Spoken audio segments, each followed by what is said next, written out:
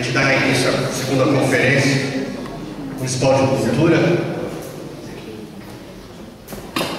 Bom, eu queria primeiramente agradecer a presença de todo mundo. Para a gente hoje é um dia muito especial, pois a gente está nessa luta aí desde 2009 para concluir o nosso plano municipal de cultura, o fundo e tudo mais, o chamado CPF da Cultura. Agradecer a presença do secretário de Segurança Pública, o senhor Marcos Antônio da Luz, e também o subsecretário de Saúde, Hamilton Caldino, e o ouvidor municipal, o senhor Luiz Carregal.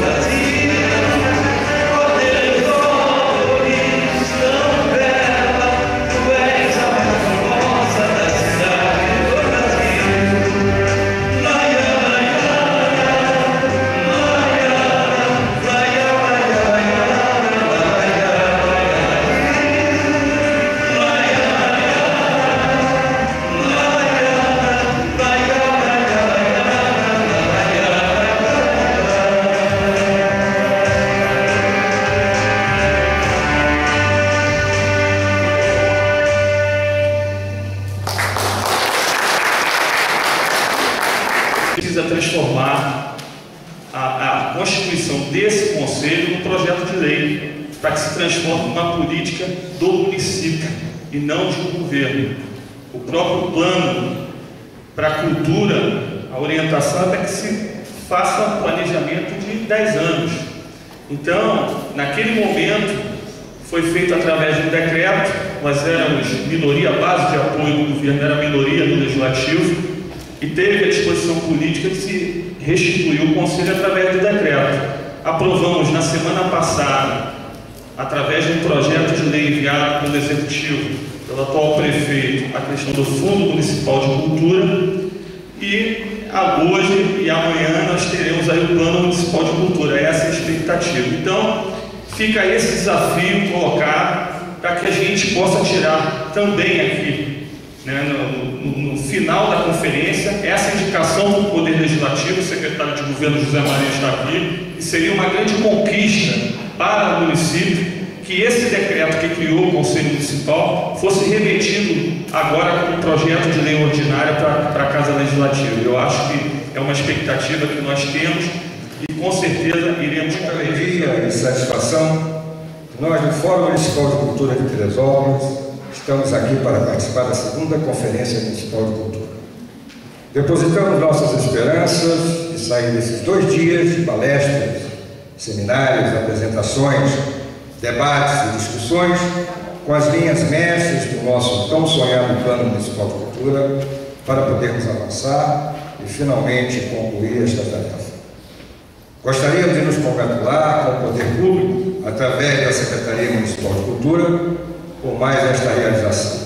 Sem sombra de dúvidas, ter os gestores dessa área preocupados com a política pública é um incomensurável avanço. E é através desse foco que enxergamos este evento, um tijolinho a mais na construção de uma relação republicana entre o poder público e a sociedade, com um olhar no futuro, no médio e no longo prazo, através de uma política de Estado e não do governo do momento. Eu já fui secretária de Educação há uns poucos anos atrás, muitos. Eu era secretária de Educação, Cultura e Esportes. Imagina, uma secretaria com 3 encargos desse tamanho. A de Educação, eu encontrei agora, 30 anos depois, muito mais complexa, porque a educação agora não é só fazer educação, é limpar fossa, botar água dentro das escolas. A Teresópolis cresceu, os problemas cresceram e estouram geralmente na escola. O esporte, na época que eu fui secretária, eu não tinha dinheiro para pintar uma escola. O prefeito me chamava lá e nós chorávamos juntos, porque tinha um projeto que hoje está aí, que todo mundo vê, que é o Pedrão. Se eu não tivesse chorado naquela época e aberto mão de todas as minhas verbas, os nossos estudantes de hoje não teriam onde fazer os Jogos Olímpicos, as outras competições, esses grandes eventos. E a cultura, que felizmente cresceu tanto que não dá para eu ir a todos os eventos. E ela está muito bem entregue na mão de gente que trabalha e que não quer ser pedestre, não faz questão de estrelismo. Então, eu acho que eu sinto um prazer muito grande de estar aqui. E só lamento, às vezes, ir a todos os eventos, porque diariamente eu tenho 4 eventos para comparecer. E nos horários de intervalo, eu ainda tenho que trabalhar. Então, entra pela noite adentro, não tem nenhum evento. Então, é um prazer estar aqui e amanhã... Aqui em Teresópolis, tem por parte dessa gestão da Secretaria um espírito muito dinâmico.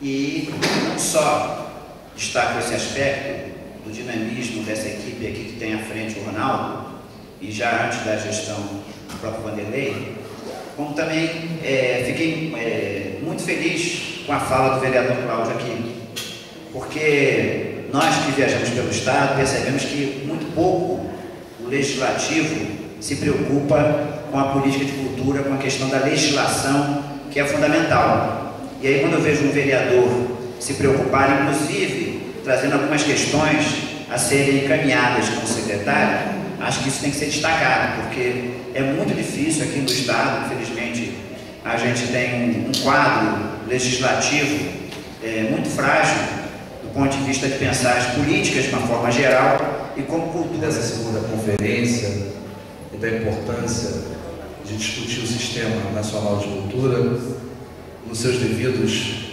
espaços federativos, seja no Estado, seja no município. Então, não vou me alongar. Primeiro, queria parabenizar o secretário Ronaldo, né, toda a sua equipe, todos aqueles da sociedade civil que são parceiros nessa discussão importante, nessa construção, que não tem razão se não tiver essa discussão, esse diálogo, né? O plano é um sintoma disso, né? É o norte disso, a relação entre o poder público e a sociedade civil. Mas parabenizar por toda a dificuldade, de certa maneira, que vem passando a região, e todo o empenho que todos vocês se debruçam na área cultural. A gente sabe que, já com as situações não adversas, é difícil. A diversidade... Mas eu estou olhando isso aqui, eu estou me lembrando de 2009, quando a gente fez a nossa primeira conferência, sem o menor conhecimento daquilo que a gente estava fazendo. E hoje eu vejo aqui a a Lúcia Pato, que foi assim, o auxílio mais luxuoso que a gente poderia ter naquela hora, e ela aqui com a gente de novo, a gente até se emociona, havia progresso naquilo. E hoje, 2 anos depois, nós estamos aqui realizando a nossa segunda conferência municipal, com o nosso fundo municipal aprovado, da maior importância, cumprindo aquilo que o Ministério nos determinou, o tal CPF. Temos avançado, o nosso conselho tem funcionado a pleno vapor, temos o Fórum de Cultura, representado aqui pelo nosso querido Zé Nelson, professor da Cultura de Teresópolis há tantos anos, e outros tantos que participam desse fórum também, que é um gerador disso tudo. Começou lá com o nosso querido Claudinho, lá no Sindicato dos Bancários. Enfim, essa história vem de longo tempo.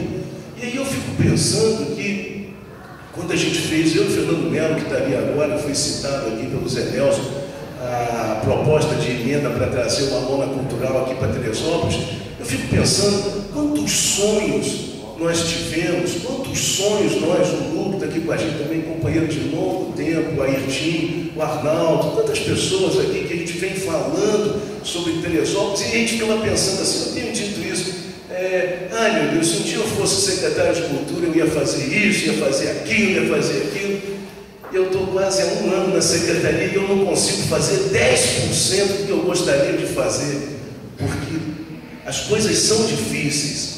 O sistema realmente, o tal do poder público que hoje eu represento aqui, na figura até do prefeito Arley, é emperrado, é difícil, as coisas são difíceis de acontecer realmente. Então a gente vem numa luta e sentimos que a gente vai ser de festinhas. Nós fizemos festinhas, varia tanto, e o que aconteceu? Absolutamente nada. Nada se construiu para a cultura quando ficamos preocupados em fazer festinha.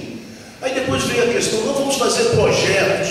Aí apontamos para as comunidades mais carentes, menos privilegiadas, aquelas que não têm acesso à cultura, e criamos projetos como Cultura de Raiz, como Cultura nos Bairros, invadimos essa periferia, os interiores de Teresópolis, levando cultura a rincões que nunca tiveram acesso à cultura. E não é porque tivesse, porque vinha aqui a um show no Sesc.